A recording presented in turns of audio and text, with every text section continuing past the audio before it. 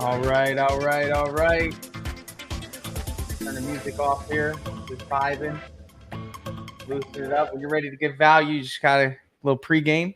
You got to get pumped up, man. You got to get pumped up. You got to. Brandon Pierpont, Painter Marketing Pros, round 2. Ding, ding, ding. Ding, ding, ding. Met you at PCA last year. That was nice. Good to get to know you on a personal level. Nice. We actually give me a hat. I got you. I mean, first of all, well branded today. I had to chase you for this hat. You said you were going to give me a hat, and I had to chase you, but I did. You did. The hats were flying. Yeah.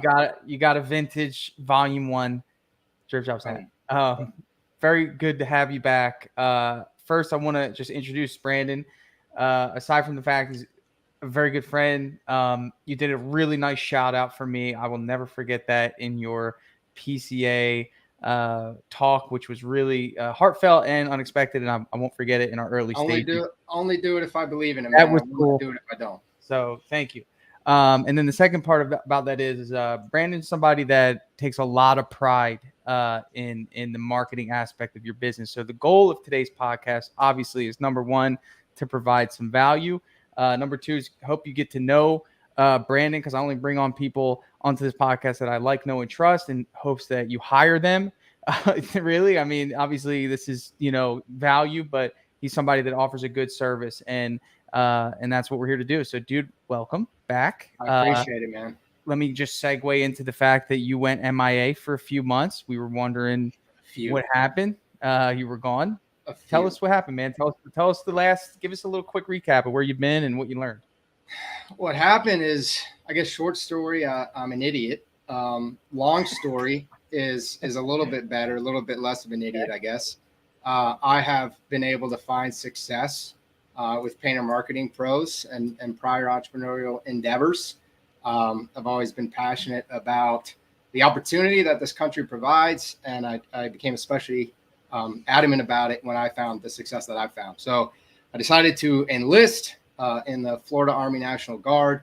It's something that I can do while still running a business, but there was a 6-month initial training requirement at Fort Benning, which I did not enjoy, but I'm back and I appreciate it even more than I did before.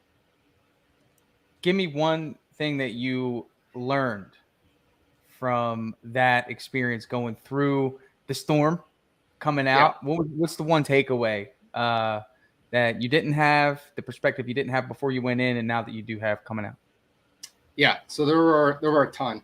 The one thing I would say I had before, but not anywhere near to the level I currently have, is gratitude. So they, there were probably quite a few listeners who are in the military, been in the military. They really take everything from you. And for me, they did it for, almost half of a year. And I had to leave my family. I have 2 kids. I missed both of their birthdays. One turned 6, one turned 2. I was sitting there watching my business while I wasn't able to continue to grow it. The team was running it and doing a good job, but I couldn't be there really actively participating. It's pretty painful for me.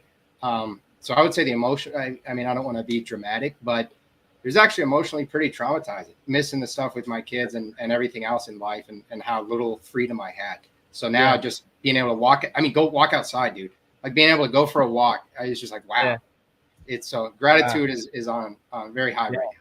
Wow. Cool, man. Well, that's good. I'm a very big fan of gratitude and how it translates to business and so many awesome, luxuries we have here. So that's cool, man. Thanks for sharing. So let's get into it, man. I want to talk the new spark that it looks like you have. I really want to dive in. We're going to do a little Q&A here as well. Hope you're okay with that. I just threw you in here. We just do what we got to do. Dude, I didn't know how it was going to go, but I'm pumped, man. Podcast. We're moving quick. Let's hit it. I want to know what trends you're seeing as a marketing expert in today's economy. We got a big 2023. People are really slow right now, more than I've heard in the recent years. I've had a lot of people reach out to me.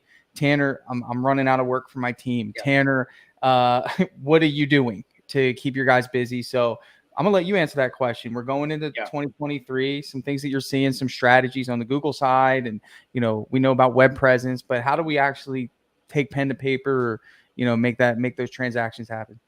Yeah. So at this point, I think it's about being more targeted. right? So this generic, like, hey, do you want a painting service? I'm a painting company. The more competitive things get when leads start to dry up or people start to get a little bit tighter with their money, they're ultimately going to become more selective about who they hire, which means you need to be a little bit more targeted in what you're offering. So it's not just, hey, we're a painting company, right? Like we're the premier kitchen cabinet painting company in X, Y, or Z area, right? Are we specialize in interior painting projects? Look at all these projects. Look at all these happy reviews related to interior painting projects.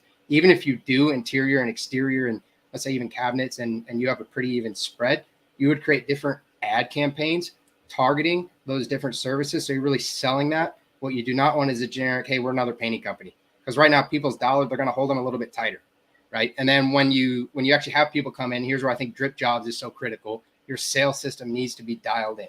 So it's always critical. Stand apart from the competition, lead with value, give people a reason to hire you and pay you more money than their alternative options. But that becomes even more crucial when people are wanting to hold on to those dollars. They will pay you. They will still pay you.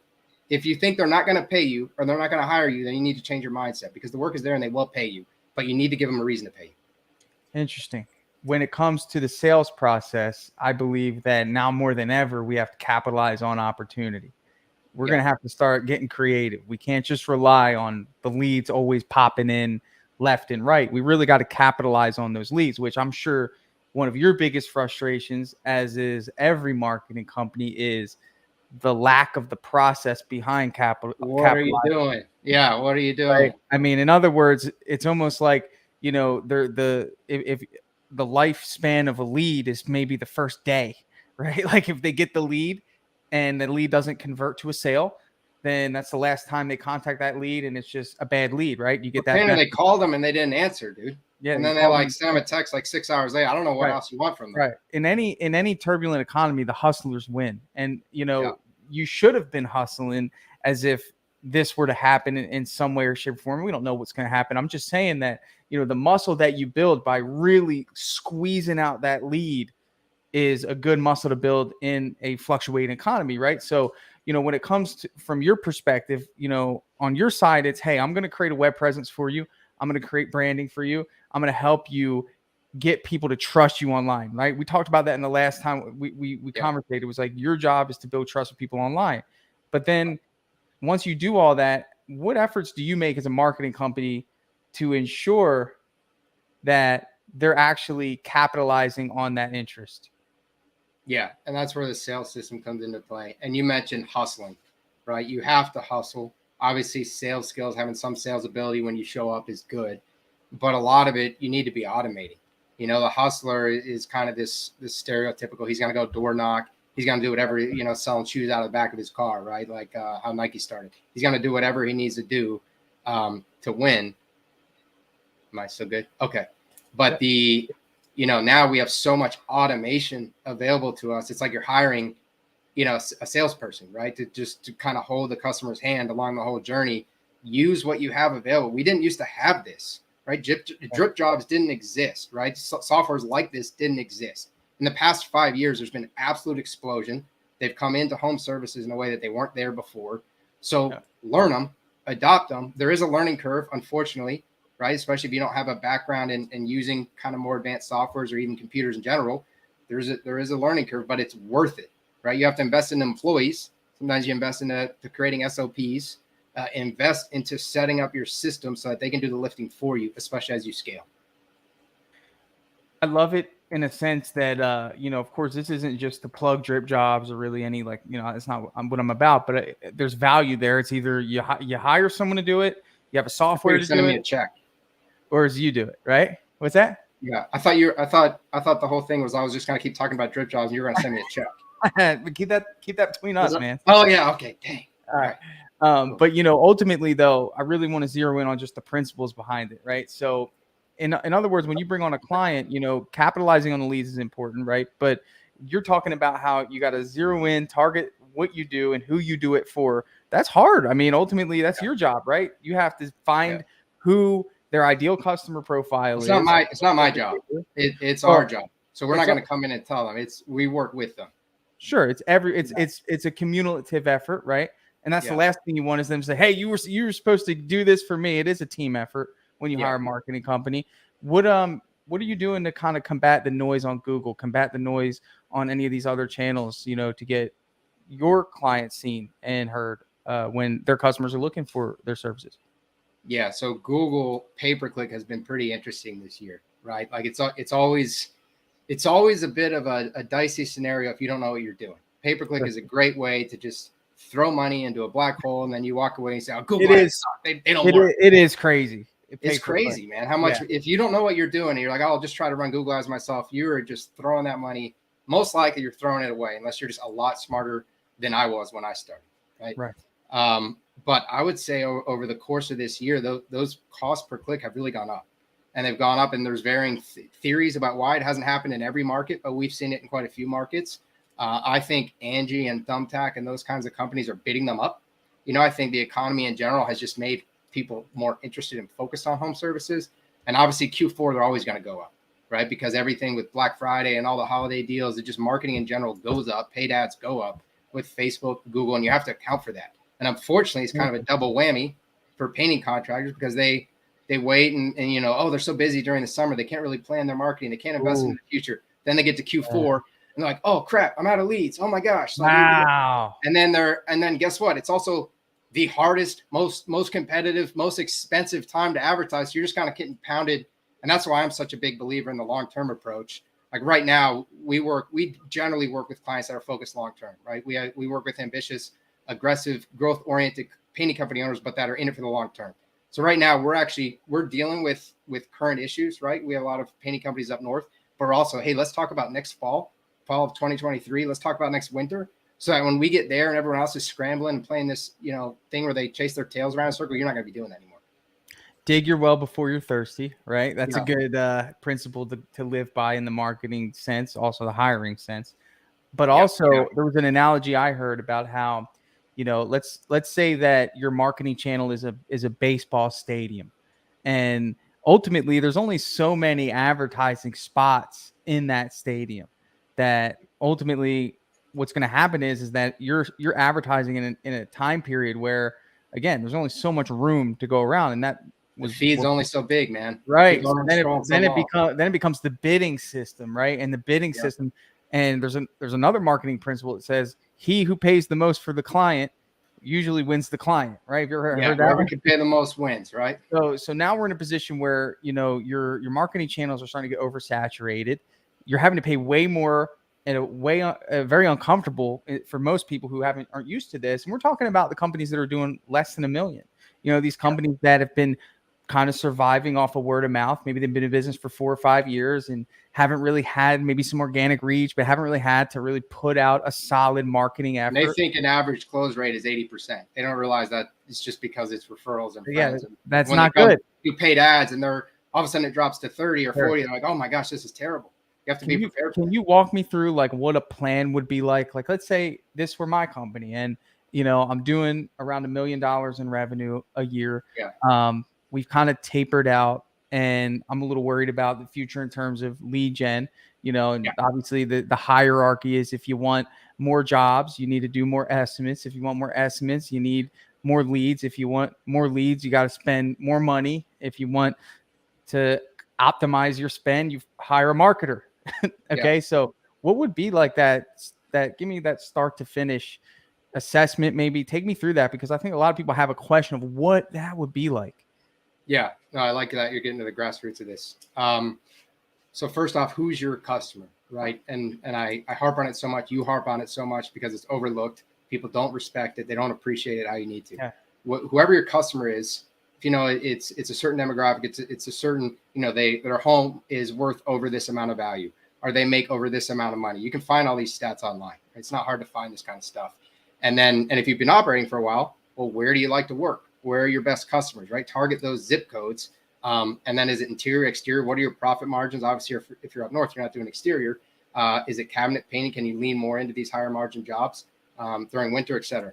But once you figure out who you're targeting, actually, let me back up for a second and touch on the funnel thing, right? So you just mentioned, so there are a couple stages to this. Number one is actually the leads coming in. That's your top of funnel, right? And there are opportunities where you can win and where you can lose at every single stage. So top of funnel is your leads coming in, and you want to have that be as big as possible, right? Without wasting your time with terrible leads. Step number 2 is essentially pre-qualifying, setting the estimate, right? So you have to pre-qualify, set the estimate, make sure that it makes sense. Step number 3 is closing. Anywhere along this journey, if there's anything going wrong, you're not getting projects. You have to have the leads, you have to qualify and set the estimates, and then ultimately you need to have a good enough, strong enough sales process, build that value where you close it. And then I would potentially argue a fourth, you actually have to get profit out of it, right? So obviously that's tied into the estimate, but you have to be able to sell them on the value, not win on cost, not win because you're the lowest price option. Once you figure all that out, once you understand the funnel and who you're targeting, then it's about, all right, where are you going to advertise, right? So some painting companies, believe it or not, find success on Yelp and Angie. I always am kind of shocked, but I do get that, let's say 1 out of 10 times. But Facebook and Google ads, right? There's this war of, okay, should you do Facebook or Google ads? Obviously, Facebook is cheaper. You're going to get, they charge per impression. They don't charge per click, right? Google is pay per click. So the only time you're paying is when someone clicks. Facebook's charging per impression, but Facebook's what's called interruption advertising. They're on, they're looking at their cats, they're talking to their friends, and then boom, you pop up. So you better have something pretty compelling. It's the reason that a lot of times they offer discounts or limited promotions, something to prompt them to change their mindset from they're going this way. Now you want them to go this way, right? There are different ways you can do it. You can do a lead form. I would highly discourage you from just making it auto-populated.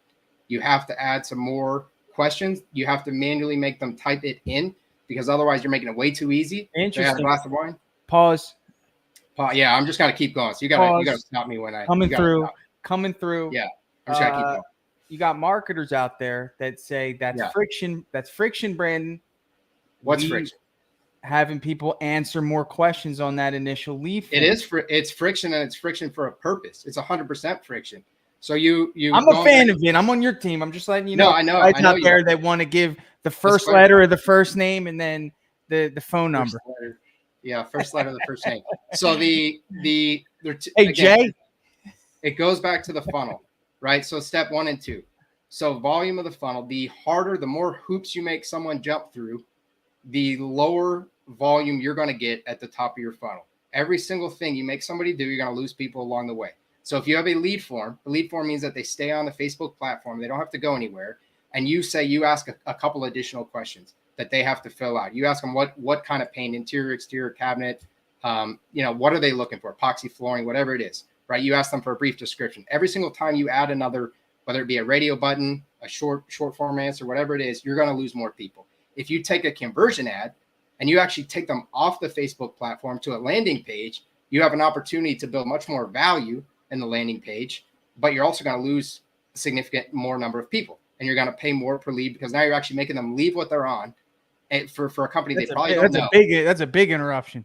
It's a big interruption. You're making them go to literally a different website. Like yanking them out of their house and like you're yanking them out. But everything that you're doing, you're increasing the quality because now they've put in some work to you. They put in a little work. They're not just click a button. That's why the Angie leads are so crap. It's one of the reasons. There are several reasons. Well, I should be a little careful, right? They're in the PCA as vendor. That's why sometimes people say certain things about them because it's real easy. You just submit the button. Half the time they don't even respond, right? The easier you make it, the crappier leads you get. So does that answer that question? I want to know what your thoughts are on volume promise in the marketing space, right? X amount of leads, is there a place for marketing companies to promise quality? Yeah, I will tell you the challenge from a marketing company owner on that. So what the painting company owners want is, hey, you're going to guarantee me X amount of revenue, right? Or the smarter painting company owners, what they want is you're going to guarantee me X amount of profit, right? Because revenue is vanity, profit is sanity. Revenue doesn't mean anything if you're not making any money. So that's what they want. The reason why marketing companies don't typically offer that is because we don't control all of that. We're not the ones going to the house. We're not, even if you're using the system, right? So say you're using Dripjobs, say you have a team member in there helping them set it up, making sure that the drips actually add value. It's not just janky or doesn't apply to their company. And so that sales system is pretty tight. It's going through, they're building the value, but then the guy who shows up is an idiot or he's rude or he's not doing a good sales presentation. Then essentially that's going to come back to the marketing company. They're going to be told, hey, your leads suck. None of them close. But the reality is, no, you actually suck at selling. You're doing a terrible job. So one of the things we do is we actually listen to every single call that comes through. right? We get confirmation from our painting company partners that we can listen to the call. We listen to them. We vet whether or not it's a real lead. Sometimes people are calling because they want to be a painter. They want to work for your company, right? Employment, that's a big thing. You have to negative keyword out. That's its own topic, really.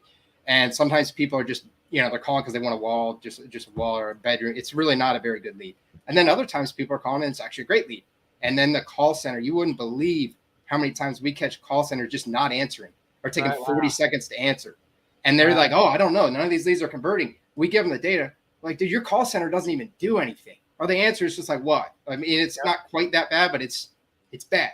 So we've actually had a few call centers get fired because of our listening, right? So I think I kind of went off the deep end on that, Tim. No, not too far. And I actually like that, in the sense that the secondary promise, which holds a little more weight, is booked appointments, which in some cases you will see that marketing companies are starting to 100%. assist with this, because that is a powerful way to meet in the middle, right? Yes. I'll give you the leads, but we know that leads aren't anything unless they actually commit to a date and a time.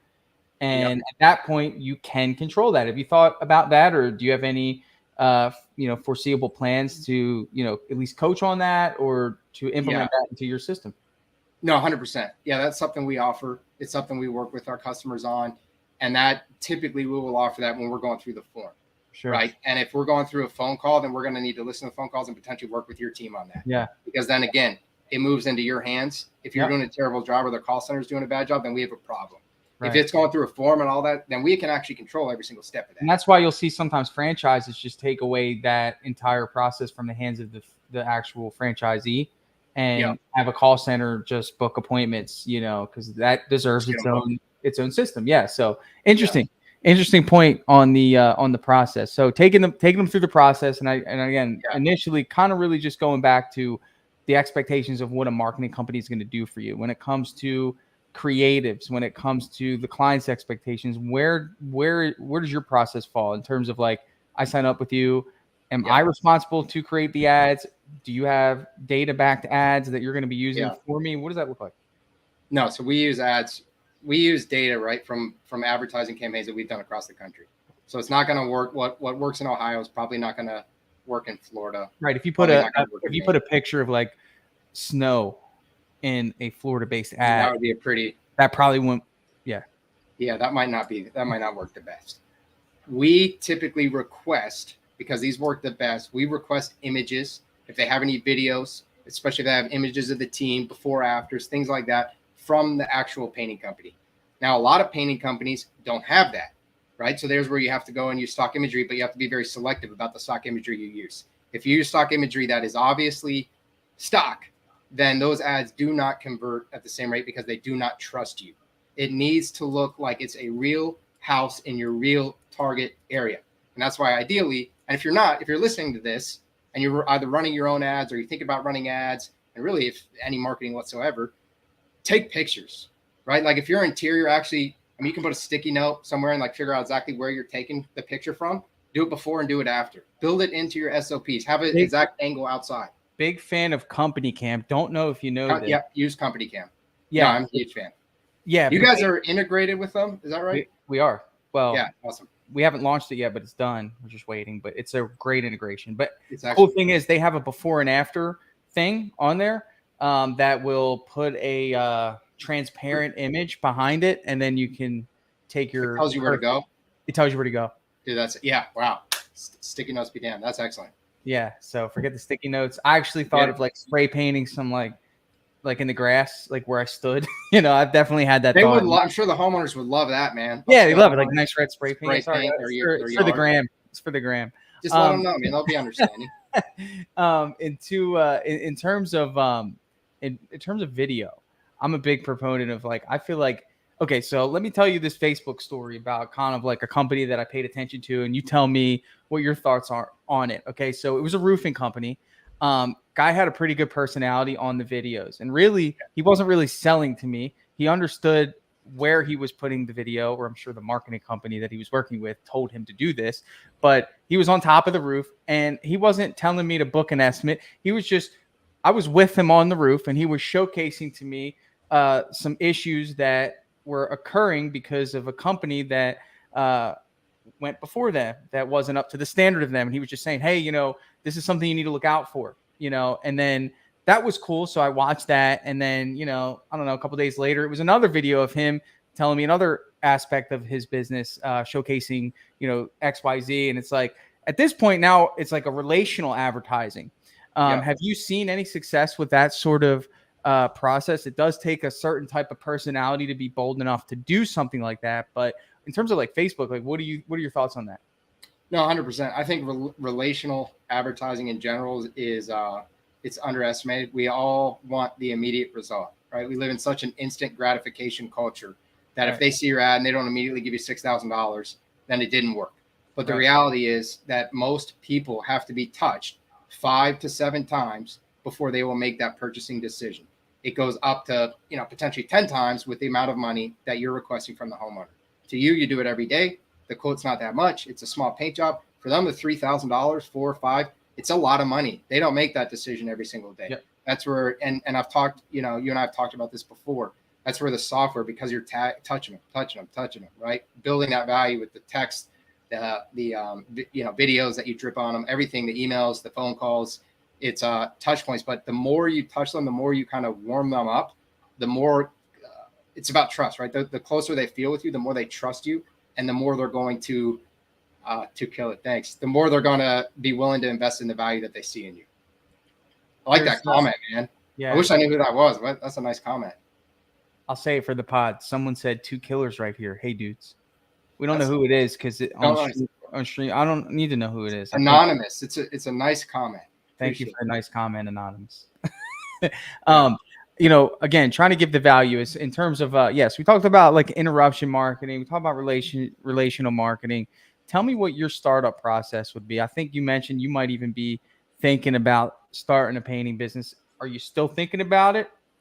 Dude, I am. I want to. So I'm in this I want to. So I'm in this position where, I'm going to start one, but I'm not going to start it today. And it's just because I have too many things. Painter Marketing Pro is going too well. Working with companies across the country, it does not, the power of one, right? It doesn't make sense for me to split my focus and start a brand new company, even though it is synergistic with 100%. Painter Marketing Pros. Very hard to do. I can attest with Dripjobs in the painting business. It's you're splitting that time and you're not 100% on either of them. 100%. Yeah. Expo ready. Oh, what's up, Nick? Yes. That's Nick. Yeah. So kind of just, in any case, let's say tomorrow you were starting this painting business. Reason I was asking. Yeah. Okay. What's the day one strategy? No one knows who the heck you are. And believe it or not, believe it because you know it. Maybe 90% of people are in the day one every day. No one knows who they are. They're just riding the wave of, Super good point. So I live in that space. This is relevant to you even if you're still there. If, you could be day one tomorrow and no one will notice. If no one notices any changes you make in your business in terms of your logo or even your branding or colors, then you're still in this category. So, take it away, man. What's day one for you? If you're a marketer, you have the strategy. What is it? Day one for me is obviously you want to lead with sales, right? I'm a sales-minded person, or else I wouldn't be in this business. As a painting company owner, you should also be a sales-minded person if you want to survive and grow. I would spin up a landing page. So I wouldn't focus on build a whole website right away, spin up a really compelling landing page. And then I would probably start with Facebook ads because those are going to be the cheapest cost per impression. My focus would be let's operate with a somewhat nominal profit margin. Let's start with 25%, right? Something like that. Get the deals through immediately. Let them know. Wait, let me go back. And he's talking. Yeah. So that's something that I always talked about was when the vats are full, that's when you eat, right? That's 50%, 55%. But when times are slow, you need to fluctuate your pricing. You might even sell your jobs at cost. Just keep your crew busy. Yeah.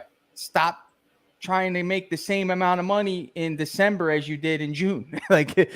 What's more important, getting your team through December and having a team on the other side, or losing 8 people along the way because you were too worried about being tied to your price? Yeah.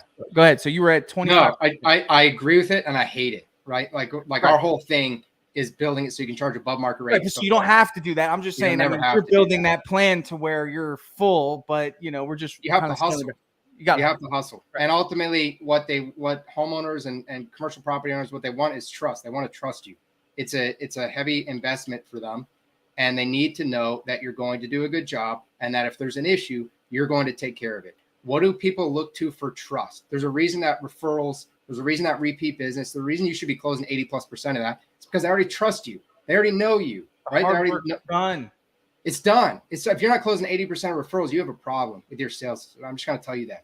Yeah. But what do they look to if they don't know you? Because if you're sitting there I'll just rely on referrals forever, well, then you're going to take a really long time to get big. You can do what a lot of painting companies do and take 20 years to get to really substantial size. The other way that people trust you is through online reviews, right? Is through video testimonials. Is through before and after. Stand with the homeowner in front of their house, right? Make a little video. Make a sign that says like, I love this painting company, whatever, I love ABC Painting. Like, he's not going to hurt me. He's not going to hurt me. He's not going to take my money, and I'm going to end up happy, right? That's go out there, crush it, build the automations, build the professionalization. If you have to do it more manually in the beginning, because you can build all these automations and videos, but there's nothing like talking to them on the phone, right? Show them that you care and hustle, and then make them feel valued, cared, give them a good price, reduce your need for profit margin, build that authority, get those video testimonials, those reviews, those pictures, add them to the landing page, eventually invest into a website that's going to get people coming to you. That's the longer term. We're focused on the short term, but build the authority, and then you're going to increase your profit margins. Then you're going to be able to start charge more because people trust you more because you're coming in with value. 100%. That's day one. Day one. Yeah. That's what I would do day one. I'm just not doing it because I got other things going on. Well, I'm a big proponent of focus. Where focus goes, power of one, goes. I mean, it's important. Yeah. Wow, it's good stuff, man. We got flames coming through. You are a good guy, and I want to make sure people understand that. Hopefully, you can hear the passion. I think I'm the middleman in terms of like I'm the contractor, but I also have like the software, and I understand it from the contractor perspective. I'm trying to serve all these people with software, and it's like, hey, marketers and me work really well together. I want to be friends with marketers, but you got to have a certain core value because there's people that get taken advantage of. A lot. You told me about this link where someone can go. Tell me about this offer, man. What are we going to give anyone that is watching this? Yeah. So there is a link that I'm actually going to drop two links. All right. I'm going to drop 2 links, Tanner. I have one right here. Which one's this? So this one is, you can go there. You can learn more about our system, right? How it works, how we build your authority. If you're looking at this, screenshot it so you can get it later. Good. Yeah. Is that the right? Yeah, that one's fine. That's the second one you sent me. Is it? Okay, perfect. How you can basically build your authority and get those jobs closing, right? So the high profit margins and the consistent close rate. That's how we do it. You can learn more about our system. If you're interested or you think we might be a fit, might be able to help you, you can book a call with us. Another link that I'm going to send you right now is, I'm going to do a plug for my podcast. I want to do it because I believe in the podcast. And if you're not listening, I think you would derive a lot of value from it. It streams on PCA Overdrive. I've worked on it with Chad Shermer, the creative director of the PCA. We're going back and forth. We have a brand new series with Jason Paris, Nick Slavic, Jason Phillips, Michael Sutton, whole lot of guys. Tanner's coming on again. A lot of those same people have been on this podcast, so it is a powerhouse lineup. It's power. Yeah, and then we're changing it. We've been doing one-offs. This year it was all interviewing painting company owners across the country that are doing over $1 million a year in revenue, and then next year it's going to be some of that. There's going to be a Painter Marketing Pros approved, industry approved vendor series, which is where Tanner and just only Breakthrough Academy is probably going to be on there. It's really only the top are going to come on.